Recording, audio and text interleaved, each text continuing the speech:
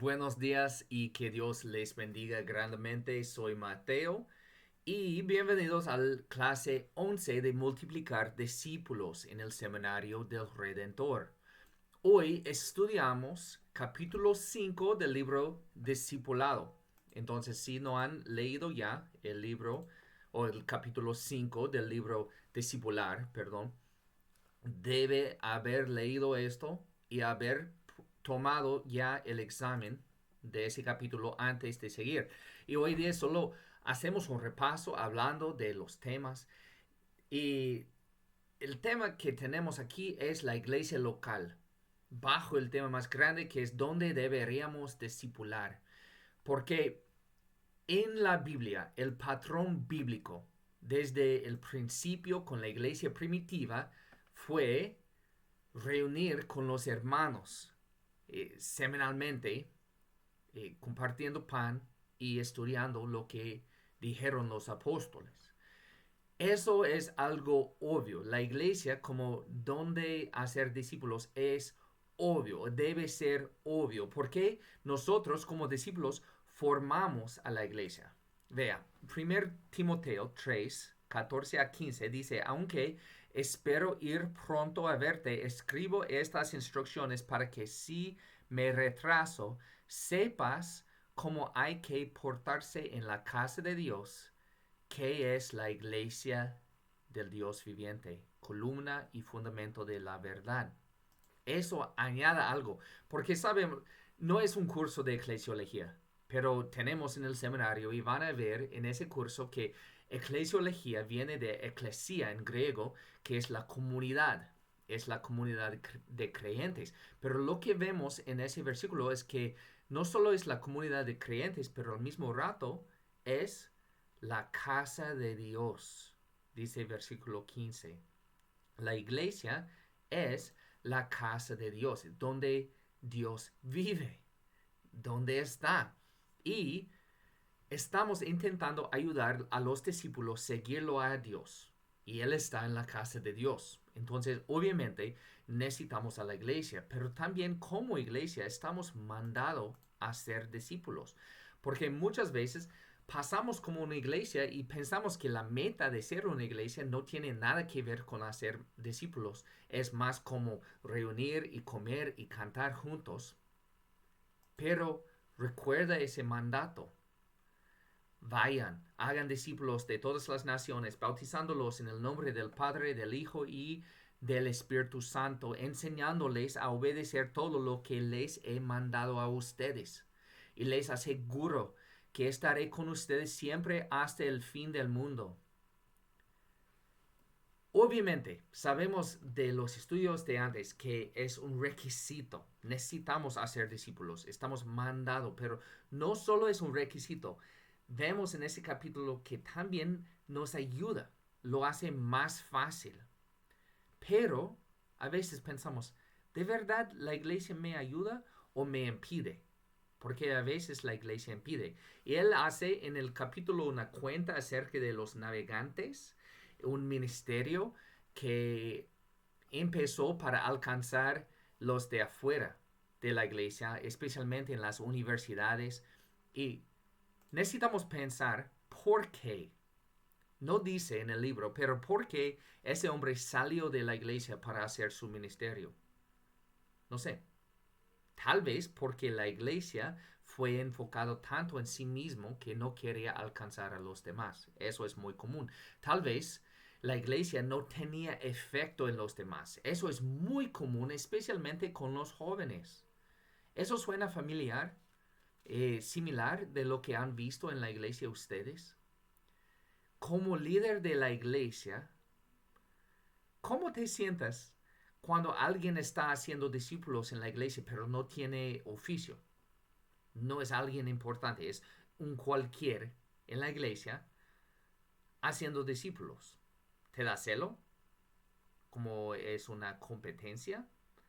Eso es muy mal y por eso empiezan esos ministerios que se han separado de la iglesia, porque en la iglesia muchas veces los líderes son territoriales, dicen, no aquí, eso es mi área, soy pastor y yo hago los discípulos aquí.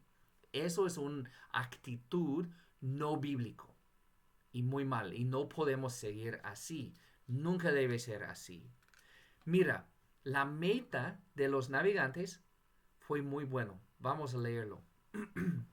Dice, difundimos las buenas nuevas de Jesucristo estableciendo relaciones individuales de mentoría o discipulando con las personas, equipándolos para tener un impacto en aquellos que están a su alrededor para la gloria de Dios.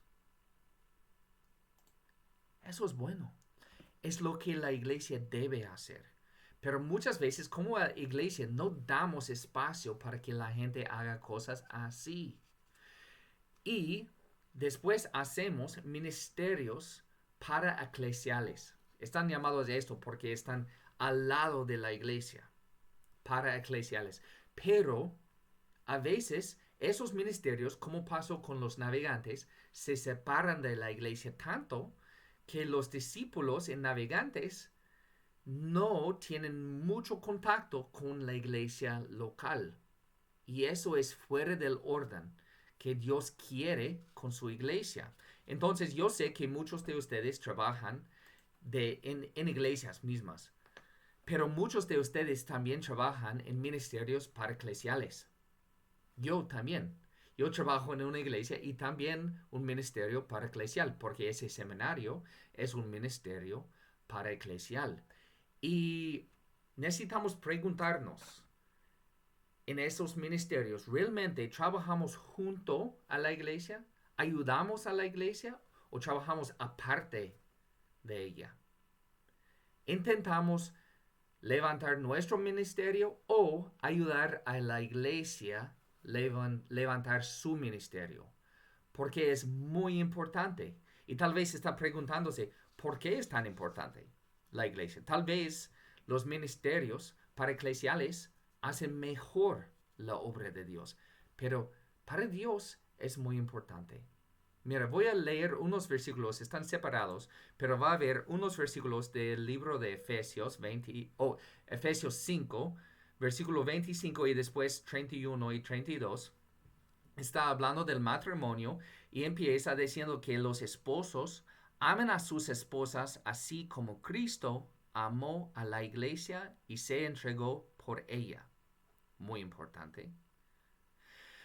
Y luego habla acerca de la esposa y no tenemos mucho espacio, pero después dice, por eso dejará el hombre a su padre y a su madre, se unirá a su mujer y los dos llegarán a ser un solo. Y tal vez está pensando, ¿dónde está el punto? Mira, el último versículo 32 dice, esto es un misterio profundo. Yo me refiero a Cristo y la iglesia. La iglesia es tan importante para nosotros como discípulos. ¿Por qué es tan importante para Dios? Dice que la iglesia es la esposa de Jesús. Imagínese, si alguien me dice, Mateo, yo te quiero mucho, pero odio a tu esposa. Esa persona no es mi amigo. De verdad, será mi enemigo muy rápido, porque yo amo a mi esposa. Y si alguien odia a mi esposa, me odia a mí. Entonces necesitamos enfocar en servir la esposa de Jesús. Pero también es muy obvio, no podemos obedecer muchos mandamientos sin estar con la comunidad de Dios. Voy a mostrarles un versículo, unos, de Juan 13. Jesús dice, este mandamiento nuevo les doy, que se aman los unos a los otros. Así como yo los he amado, también ustedes deben amarse los unos a los otros. De este modo, todos sabrán que son mis discípulos, si se aman los unos a los otros. ¿Cómo va a saber que somos los discípulos de Jesús? Él dice que el mundo va a saber que somos los discípulos de Jesús porque amamos unos a los otros. Y siempre cuando vemos unos a los otros, en la Biblia está hablando de los creyentes en la iglesia. No podemos amar unos a los otros sin estar juntos. Necesitamos estar juntos como iglesia. Y eso no solo nos ayuda en ser discípulos porque podemos obedecer, como enfrentar uno a otro, amar uno a otro, corregir uno a otro. Pero al mismo rato vamos a enseñar al mundo el amor de Jesús y eso va a hacer más discípulos. Entonces es obedecer y lo que necesitamos para obedecer esto es reunir. Por eso Hebreos dice preocupémonos los unos por los otros, de nuevo, unos por otros, a fin de estimularnos al amor y a las buenas obras. No dejemos de congregarnos como acostumbran a hacer algunos, sino animémonos unos a otros y con mayor razón ahora que vemos que aquel día se acerca. Esto simplemente nos recuerda que no podemos hacer esas cosas sin estar juntos. ¿Y cuáles son los beneficios? Muchos. Podemos aprender de los demás, podemos enseñar a los demás, podemos reprender, corregir a los demás, podemos rendir cuentas, podemos cuidar. Todo que dice uno a otro, que es muy común en la Biblia, debe ir buscando uno a otro. Todo lo podemos hacer cuando estamos juntos. Pero eso de rendir cuentas nos recuerda también del hecho de que la iglesia es el único que nos ayuda en saber quién es parte del reino, quién es parte de la iglesia, quién es un creyente y quién es parte del mundo. Y habla un poco en el capítulo, de hecho, necesita otros libros y otro curso para entender todo eso, es eclesiología, pero la iglesia es donde vamos, por ejemplo, para rendir cuentas y si no pasa muy bien con rendir cuentas, nos muestra quién es parte de la iglesia. Voy a mostrarles. Mateo 18, 15 a 20 dice, si tu hermano peca contra ti, ve a solas con él y hazle ver su falta. Si te hace caso, has ganado a tu hermano. Pero si no, lleva contigo a uno o dos más, para que todo asunto se resuelva mediante el testimonio de dos o tres testigos. Y si se niega a hacerles caso a ellos, díselo a la iglesia. Muy importante, díselo a la iglesia.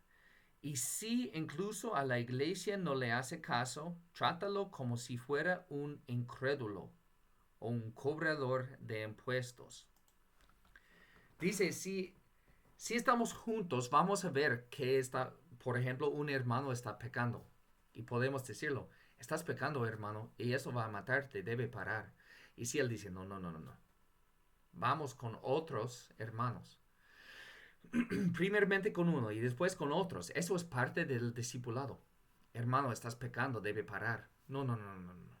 Pero ¿qué es la autoridad final más alto que puede decir eso es un discípulo o no? Es el obispo, ¿no? Arquiobispo, papa, no. Dice a la iglesia. Díselo a la iglesia. Y si incluso a la iglesia no se hace caso, trátalo como si fuera un incrédulo. Eso es decir, separar. Ahora no es parte de uno al otro, es parte del exterior, una persona que debemos evangelizar. No es decir, necesitamos rechazar a esa persona, pero vamos a portarnos diferente porque no es parte de la iglesia, la comunidad. Y todo esto enseña. Eso enseña a la persona que está corregido, la persona que está dando la corrección, pero también los demás alrededor están aprendiendo solo por ver cómo los hermanos se portan. Porque cuando uno tiene un pecado y decimos, eso es importante, eso enseña. Y cuando alguien me enfrenta y yo me arrepiento, eso enseña. Pero cuando alguien está enfrentado vez tras vez y no se arrepienta y decimos, no podemos decir que esa persona es cristiano. Eso enseña. Todo eso está discipulando a la gente, porque al ver, si alguien nunca se arrepienta, no puede ser cristiano, porque es fundamento del cristianismo, arrepentirse y confiar en Jesús. Y no podemos confiar en Jesús sin arrepentirnos, pero esa persona nunca está arrepintiendo. Entonces, la vida en la iglesia nos ayuda mucho en discipular, solo por ver los demás haciendo lo que los cristianos deben hacer. Bueno, eso fue el capítulo. Las tareas por la semana que viene son así. Leer el siguiente capítulo, que es número 6 del discipular.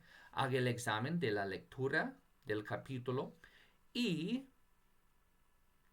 después también necesita hacer sus horas de hacer discípulos, recordando que necesita evangelizar y si alguien cree, necesita después enseñarlo. Todo. Cómo leer la Biblia, cómo orar, cómo asistir a la iglesia, cómo cantar, lo que sea. Enséñalo lo que dice la Biblia y va a seguir este proceso de hacer discípulos de todo el mundo. Nos vemos la semana que viene estudiando el siguiente capítulo. Espero que estén bien y que Dios les bendiga.